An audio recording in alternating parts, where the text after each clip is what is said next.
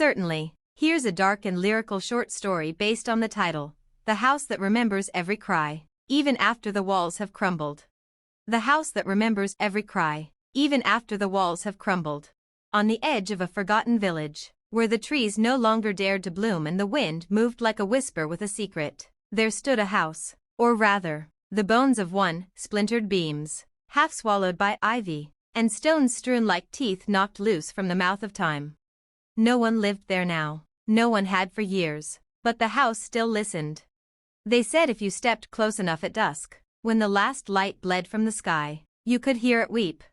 Long ago, it had been a home, not grand, not cursed, just a place where bread rose in warm ovens, where lullabies floated like dust motes in golden light, where children had once learned the shape of their mother's laugh.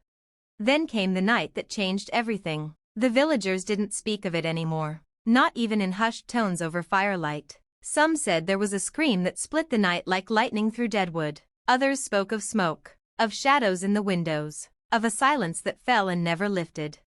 All anyone knew for certain was that the family was never seen again, and the house stood hollow after that, like a mouth wide open in a scream it could never stop echoing. Seasons came and went, the roof collapsed, one shingle at a time, walls buckled, the garden withered, but something stayed, something that remembered.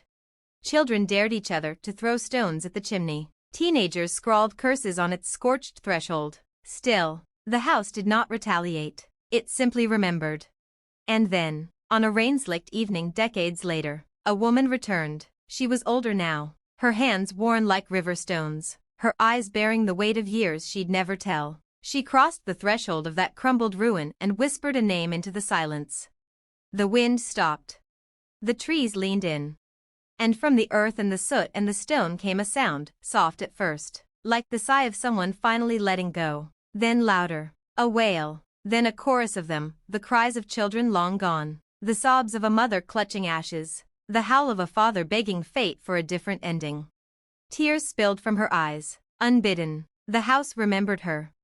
It did not care that its walls were dust, that its hearth had gone cold. Grief had rooted itself deep in its foundation, and memory had never needed wood or nails to survive.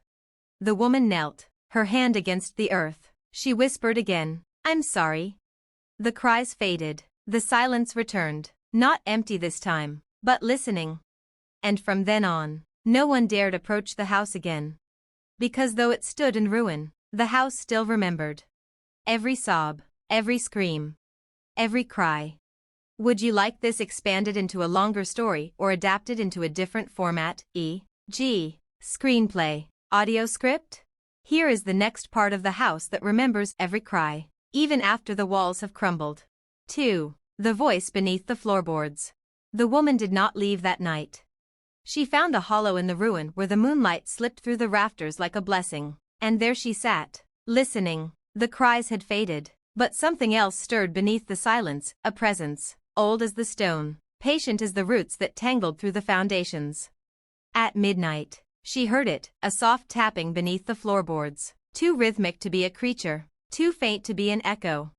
She stood slowly, her knees protested, her breath caught, and then she moved, not like a visitor, but like someone returning home after far too long.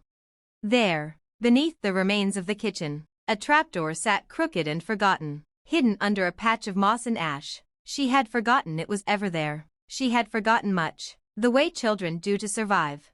She pried it open. Below was darkness. It didn't smell of rot or mildew. It smelled of memory, old flour, wax candles, something faintly sweet like honey on old wood. And something else.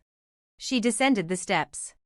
Each creak echoed like a heartbeat. When her feet met the packed earth of the cellar, the silence shifted. A voice called her name. It wasn't a whisper, it wasn't loud, it was a child's voice, steady, expectant. "Lena," it said. She hadn't been called that in decades. She turned. In the far corner, beneath a beam blackened by fire, a child stood, pale, still, eyes wide and full of sorrow too heavy for such a small body. "I waited," the child said. Lena knelt, tears sliding down her face before she understood why. "I was scared," the child continued. "You said you'd come back. I didn't remember. Lena whispered. I forgot everything. I had to forget. The child blinked. But I didn't. Behind the child, more shapes began to take form. Half seen, half remembered. Not all were family. Some were strangers. Some wore old scars. One had no face at all, only a mouth locked in a silent cry. They had not all died here, but they had all cried here. The house had kept them. And it had waited for someone to listen. Lena rose slowly, the weight of the house pressing on her shoulders like grief returned, but she did not flee. She reached for the child's hand. I'm here now, she said, tell me everything. And in the bowels of the broken house, the voices rose again, not as screams, not as wails, but as stories. The kind only a house like this could remember. Would you like to continue with the next chapter? Here is the next part of the house that remembers every cry, even after the walls have crumbled. 3. The morning rooms. The stories poured out for hours, some in whispers, others in gasps and sobs that bent the air. Lena sat on the cold earth, her hand still held by the child who had first appeared, though she no longer questioned whether he was real. He wasn't flesh, not anymore, but he was memory, and memory, in this place, had weight. Each voice had its corner. A mother who lost her son to fever in the winter of 1873. A soldier returned from war only to vanish into his own silence. A girl who waited for someone who never arrived. All of them had cried here, bled here, been buried by time and forgetfulness. Lena had thought she was alone in her grief. She now knew she was only one layer in a house of sorrow. You were the last, the boy said softly. After you left, the house went quiet, but it didn't stop remembering. I had to forget, Lena said again, though her voice no longer held certainty. I was too small. The fire, my mother, I couldn't keep it all. It's still here, she's still here, he whispered, in the room with the green wallpaper. Lena felt the weight of that room fall upon her shoulders like an old coat. A memory surged, peeling vines on the walls, a rocking chair that never stopped creaking, a lullaby with no words. I thought it burned. Not everything burns, the boy said, some things stay.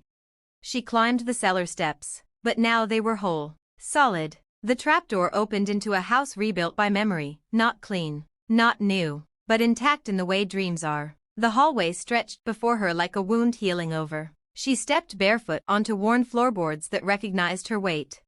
She passed the stairs where she'd once fallen, the door where her father had stood in silence too many times. The air smelled of lilacs and smoke. The green room was at the end of the hall. The door was cracked open. Inside, her mother sat in the rocking chair. Her dress was the same, her hair pinned high, face tilted just enough to catch the light. She was humming, not quite a song, but not silence either. Lena stepped into the room. The woman stopped rocking and looked up. Her eyes were soft with recognition. You came back, she said. I remembered. No, her mother said, rising, touching her face with a cool, fragile hand. You listened. They stood in stillness, mother and daughter, memory and flesh, bound not by time but by grief that had finally been heard. The house groaned around them, but not from pain. From release. And outside, the wind shifted, the trees breathed. Because the house had not forgotten.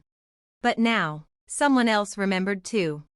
Would you like the final chapter, or would you prefer to keep exploring more layers of the story? Here is the next part of the house that remembers every cry, even after the walls have crumbled. 4. The room that waited for morning. The rocking chair slowed. Her mother's hand, once cold, now felt warm against Lena's cheek. The years between them shrank to a moment. But moments, like breath, cannot last forever. I can't stay, Lena said softly. Can I? Her mother didn't answer at first. She looked past Lena, into the shadows of the hallway beyond, where the walls whispered still. Then, no, not yet. Lena nodded, though the ache inside her pulsed with the weight of old longing. Why now? Why did the house call me back?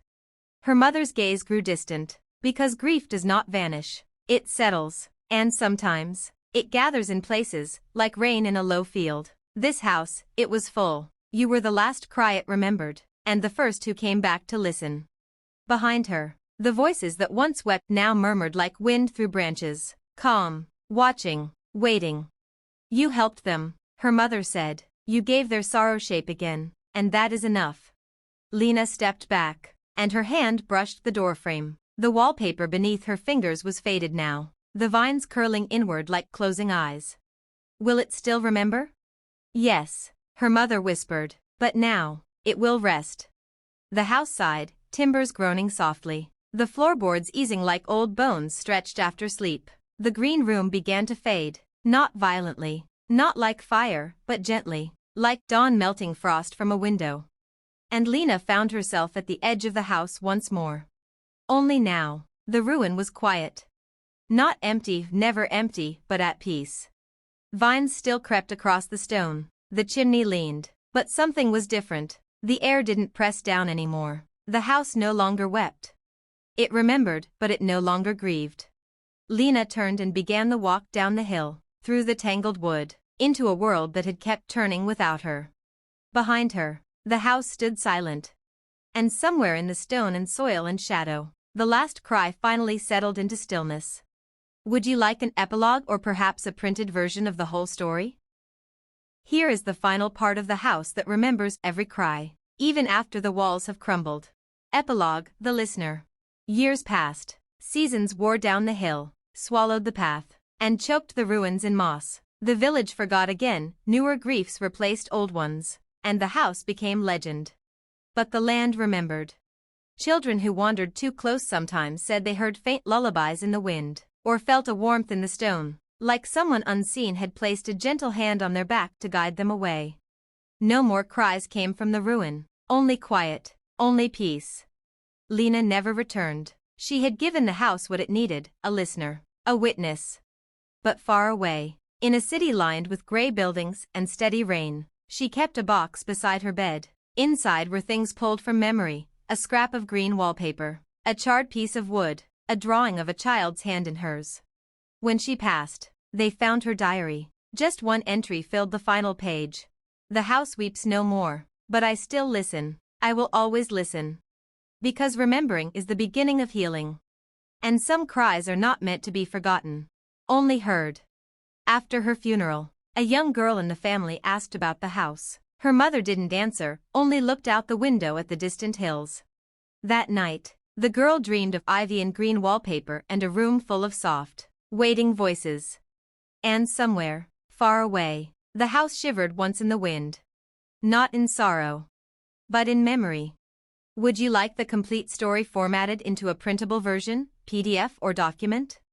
It seems we've reached a natural end to the story, but if you'd like, we can continue it in a new direction, perhaps as a sequel, a different point of view, or a return to the house generations later.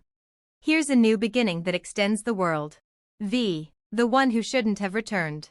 Decades after Lena's death, a man with a camera and a YouTube channel stepped onto the overgrown path. He didn't believe in ghosts, he believed in views. His drone buzzed above the ruins. His breath came out in plumes of excitement, not fear. He laughed as the ground crunched beneath his boots. "Old haunted house," he said into the lens. "Locals won't go near it. That's usually a good sign." He stepped into what was once the threshold. He didn't notice how the wind stopped, or how the trees stilled. He called out mockingly, "Anyone home?" The house did not weep. It did not scream. It watched. And then it remembered, not a cry this time, but a sound it had never known until now, contempt. A floorboard cracked beneath him. The air thickened. A voice, quiet, forgotten, murmured from the cellar. "Not all who listen deserve to." He paused. "What the?" But the camera flickered. The screen went dark. And the house, so long at peace, began to gather its stories again. Would you like to follow this new arc into a sequel or continue expanding the lore of the house? Here is the next part of the new arc ***, the one who shouldn't have returned ***. 6. The uninvited. His name was Theo, though the house did not care. Names were smoke, it remembered feelings, and from him, it sensed none of the reverence Lena had brought, only hunger. He stepped deeper inside, flashlight beams slicing through dust like a scalpel. The ruin had collapsed further since Lena's time, roof gone, stone half swallowed by the earth, but something held its shape. Theo muttered into his mic, "This is it. No edits. No sound effects. Let's see what's left of the big haunted myth. He didn't see the walls shift behind him, just a hair, not a trick of light, but the house adjusting. He turned into the green room. Only there was no green, just raw wood and shadows that stretched the wrong way. He laughed, not creepy at all.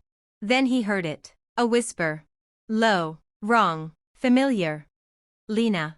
He turned, expecting a prankster, a trick of wind. But wind does not breathe. A cold gust slid past his cheek, carrying the scent of smoke and sugar. Behind him, a lullaby started playing from his phone, even though it was off. He stared down, the screen dead, glowing faintly from inside. The house did not wail. It waited. Why did you come? A voice asked from everywhere. I'm documenting, Theo said, stepping back, telling your story. Isn't that what you want? Silence. Then. We are not content. We are grief. We are not your content. Theo ran. Or tried to. But the house had already remembered him, and when the house remembers, it does not forget. He was last seen at 2:14 a.m. His drone was found impaled on a blackened tree. His camera played 37 minutes of footage no one could explain. 37 minutes of a man whispering, "I'm listening," over and over, in a voice that was no longer his. Would you like to explore what happens to Theo, or shift to someone else who encounters the house afterward? Here is the next part of The One Who Shouldn't Have Returned. 7. The Echo Chamber. 3 months passed. Theo's video never surfaced, though fragments leaked, flickers of static, frames of twisted hallways, a voice not quite his murmuring from somewhere far too deep. His channel was taken down. His name joined the quiet list of those who vanished up the hill. But the house didn't go back to sleep. Something had changed. The house had been built to remember sorrow. It had never known mockery, greed, ego. Theo had introduced something foreign, and like a wound infected, the house began to twist. Now, it remembered wrong. The lullabies grew discordant. The vines on the walls curled into unnatural spirals. The shadows no longer only watched, they crept. And at night, the earth trembled faintly beneath the ruins, like something moving beneath the memories. It was no longer just a place of grief. It was becoming something else. Something hungry. And miles away, in a small archive, a grad student named Mara opened a handwritten letter from a box marked Lena, 1982. It was yellowed, water-stained, and unsigned. If the house ever wakes again, and remembers something that never cried, do not go. Do not listen. Some echoes do not belong. Mara sat back, heart uneasy. The letter hadn't been catalogued. No one knew how it had gotten there. But two things were certain. Theo had awakened something that should have stayed buried. And the house wasn't done remembering. Not yet. Would you like to follow Mara next, or explore what the house is becoming? Here is the next part of The One Who Shouldn't Have Returned. 8. The Unseen Door. Mara couldn't shake the feeling that the letter was a warning, and the more she dug into the history of the house, the more she found fragments of strange records, old newspaper clippings, and hushed rumors. The house, as she learned, wasn't just a local legend, it had a history of disappearances.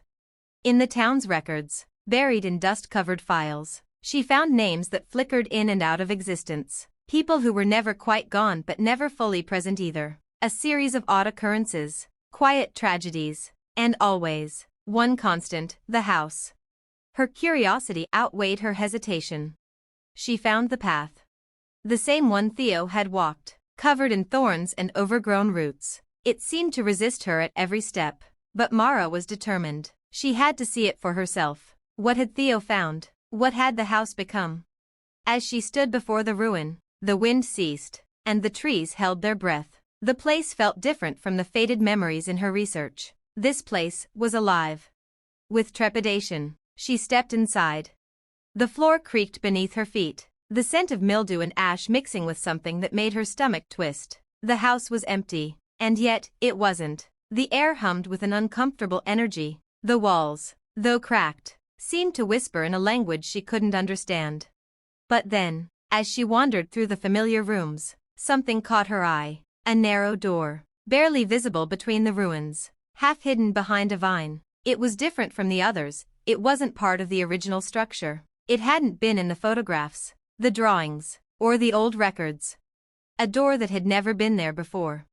Mara reached for the handle, feeling the pulse of something strange, something ancient under her fingertips. It wasn't just the house that remembered now. It was waiting. When the door creaked open, the air felt like it had been holding its breath for centuries. Inside was a room that didn't belong. It was pristine, too pristine for a place that had crumbled and decayed. The walls were smooth, the floor dust-free. There was no dust, no vines, no decay at all. It was like stepping into a room from another time, untouched. And there, sitting in the center, was an object, a blackened, ornate box with strange symbols etched into its surface. The box hummed softly, vibrating as if something inside it moved. Mara felt a chill crawl up her spine. It was alive, and it was waiting for her to touch it. But something stopped her. The house seemed to recoil, as if it knew what she was about to do. It was a warning, a pull she couldn't ignore, and yet something inside her screamed to turn away. Her hand hovered over the box. A voice, faint and distant, echoed in her mind, "Do not open it. It remembers things that should have never been." But Mara didn't listen. She couldn't. Not now. Not after all the unanswered questions. She lifted the lid. Would you like to continue from Mara's discovery, or shift to another thread in the story? Here is the next part of The One Who Shouldn't Have Returned. 9. The Echo Within. The moment the lid of the box opened, the house seemed to breathe. It wasn't just the dust in the air that shifted, something deep within the walls groaned, and the earth beneath Mara's feet trembled slightly. For a second, the whole world seemed to stop. Then came the sound. At first, it was a murmur, barely audible, but it grew, like the scratching of nails against stone, a voice lost in an ocean of noise. The air crackled with static, and within the box, something shifted. The symbols on the surface began to glow faintly, casting a sickly green light that bled across the room. Mara's breath caught in her throat. Her hand trembled above the box, unsure whether to pull away or plunge deeper into whatever she had unleashed. She didn't understand what it was, but she knew this was what the house had been waiting for. And it wasn't just memory it was feeding on. The voice grew louder. You shouldn't have opened it. Mara recoiled, her heart pounding. She snapped the lid shut, but the voice didn't stop. It raged. The air thickened with a presence she couldn't see, but could feel pressing against her chest, suffocating her. The walls of the house groaned as though in pain. Vines writhed like serpents across the floor, and the floorboards buckled, pulling away as if to reveal the depths beneath. The house was alive, but not in the way it had once been. This was no longer a place of sorrow alone. It had become a prison. Mara stumbled backward, slamming into the doorframe, the box still clutched in her shaking hands. The house wanted something, something it had been waiting for. But the question was what? Before she could think, the house answered. The floor beneath her buckled completely, sending her sprawling into a vast cavernous space below. She landed hard. The wind knocked out of her, but the box was still in her hands. A dim light flickered in the distance. It was like a tunnel, stretching out before her into shadow. The walls around her seemed to close in, as if the house itself had decided it was time for her to learn its final secret. Mara rose, clutching the box to her chest. The air was thick with an electric hum, and she heard whispers, soft and seductive, curling into her ears. You are the last, the one who has come to remember. She took a step forward, her mind fighting the panic rising in her throat. What do you want from me? She whispered, though she knew no answer would be enough. Not anymore. The whispers turned to laughter. The light grew brighter, but it was not warm, it was unnatural, like the light of an old, forgotten star, cold and distant, and in the center of it stood a figure, tall and twisted, clothed in the shadows of memory. It was not Theo. It was something older. Mara could hear it now, speaking to her without words, its voice an overwhelming force of pure sorrow, of anger. We have waited so long for you. We have waited for someone who could hear us, someone who could finally free us. The house had always remembered the cries, the pain, the lost souls trapped within its walls. But now, something new had been birthed, a hunger to be more than just a tomb of sorrow, to be a catalyst, to finally break free. Mara's pulse raced. She could hear the pounding of her heart, feel the sweat on her skin. You will listen. The voice said again. You will remember all we have lost, all we have forgotten. Mara gripped the box tightly, knowing what it had become, the vessel of everything the house had once been and everything it had grown into. She had opened the door, but the real question was, could she close it again? What happens next? Would you like Mara to try to escape, face what the house has become, or delve deeper into the mystery? Here is the next part of The One Who Shouldn't Have Returned. X. The door that was never meant to open. The voice, dark and endless, wrapped around Mara like chains. The box in her hands felt heavier, as though it had absorbed the weight of the house's anguish and was now feeding it back to her. It pulsed with a strange, growing heat, and she could feel the house itself shifting beneath her feet, pulling at her like a tide dragging her into the deep. Mara stumbled, but the whispers did not stop. In fact, they intensified. We are the forgotten. We are what should have stayed buried. We are memory. It was no longer one voice, but many voices overlapping, twisting, and colliding in a chorus of agony, rage, and longing. Mara's head spun, her thoughts a chaotic blur. The weight of their voices, every soul trapped within these walls, pressed down on her. She could feel their stories, their pain, their hopes of being heard. The house was no longer a place of sorrow. It had become something more terrifying, a gateway, an echo chamber, pulling in all that had ever been buried, all that had ever been forgotten. To speak. And Mara, the one who had listened the longest, had become the perfect vessel to carry their cries. No, Mara whispered, backing away, but the ground beneath her feet seemed to shift and ripple like water. The walls stretched and contracted, as if the house itself was breathing with a life of its own. She turned the box in her hands, her fingers tightening around it in panic. Could she close it? Could she stop this? The whispers turned to screams. You will remember, or we will consume you. The light that had flickered before now blazed with blinding intensity, casting long shadows that writhed like living things. The figure in the distance, a dark shape that had been standing motionless, finally moved. It was tall, looming, but it wasn't a man. It was something more primal, something older than time. Its features were indistinct, shifting constantly like a reflection in disturbed water, but Mara could feel its presence in every inch of her body. It spoke, its voice a low, guttural growl that shook the very air around them. You have opened the door. Mara's heart pounded. I didn't mean to. She wanted to scream, she wanted to flee, but the walls of the chamber were closing in, the shadows pressing tighter around her with every breath. But you did. You listened, and now you must understand what you have awakened. The ground trembled, and the whispers crescendoed into a deafening wail that filled her mind. For a moment, she couldn't breathe, she couldn't think. Every thought was drowned out by the agony of 1,000 voices. Then, the house shifted, the walls groaned again, but this time, it wasn't a mournful sound. It was a hungry sound, a sound of things twisting and changing, of the house itself reshaping. The figure moved closer, and Mara could feel the coldness emanating from it like a void. It stopped just before her. Its eyes, if they could be called eyes, locked onto hers. A sensation of ancient sorrow and ancient knowledge poured into her mind. She saw images flashing in quick succession, the house as it was before, the laughter of children, the wails of mothers, the pain of soldiers, the terror of those who had been forgotten. The box in her hands grew unbearably hot. You cannot close the door now, the figure whispered. The house remembers too much, and we will not let you leave until you know it all. Mara's chest tightened, her body trembling with the overwhelming presence of the house. She wanted to scream, to run, but the darkness pressed against her like a weight she couldn't escape. Then, a strange clarity washed over her, a connection between her and the house that she couldn't explain. The box was no longer just an object, it was a key, a link. It wasn't just the house that had been awakened, it was the land, the very fabric of the place that had fed on the sorrow of those lost within its walls. It had become a prison of memories, but not just for the dead, for the living as well. Her grip tightened on the box, and for the first time, she understood. She was not the first to come here, she was the last. She had come to listen, and now, she was the one who would carry their voices forward.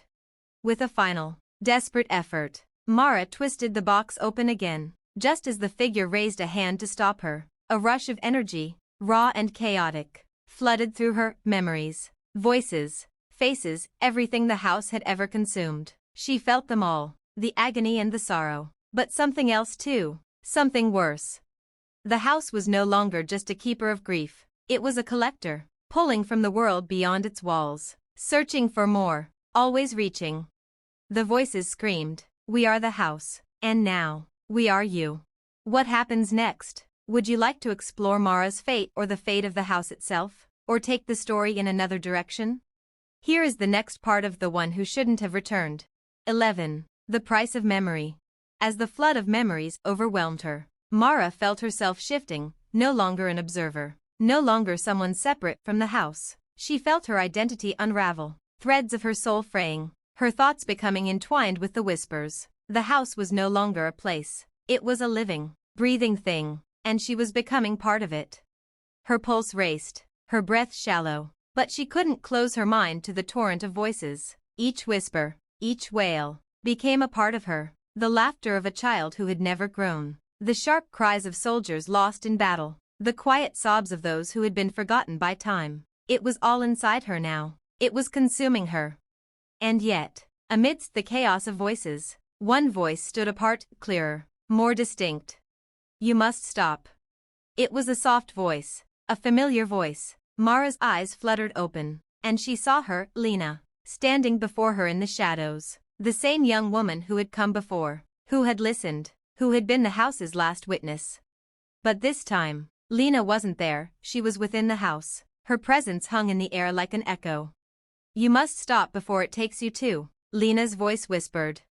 Mara's hands shook, the box in her grasp burned, hot against her skin, and she realized then that the house was alive. It had always been alive, but it had now evolved into something more dangerous. It wasn't simply remembering, it was growing, pulling every soul that touched it into its never-ending hunger for the past, for the stories, for the cries it could devour. It was a prison for those who sought it.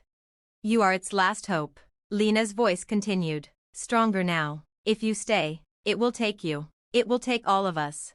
Mara, tears streaming down her face, looked around. The figure that had loomed over her had vanished, but its presence remained. The house, once a crumbling ruin, now felt solid, suffocating, as though the walls themselves were pushing in on her.